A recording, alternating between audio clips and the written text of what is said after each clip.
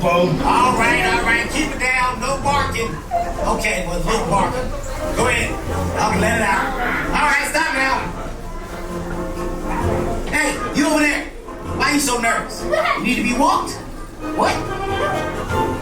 Welcome to the secret headquarters of Captain Snowball. Now, I know it looks like a typical little kid's room, but that's just because it provides the perfect cover for my superhero activities. Also, it is little kid's room. You know, I really hope your puppies are clean. I don't even want to tell you what happens if the secret lair gets dirty. I mean, I'll be fine, but Molly can get seriously grounded or lose cell phone privileges. I mean, come on, look at you.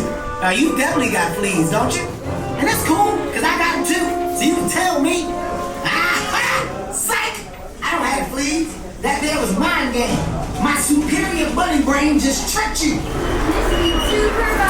Hey, how you doing there? Hey, don't be scared. You're gonna be okay. Not all of you. Some of you will be okay, though. A few. A few of you might make it. Yeah, maybe. I don't know. There's no guarantee, really. He's right. You're all gonna die. Oh.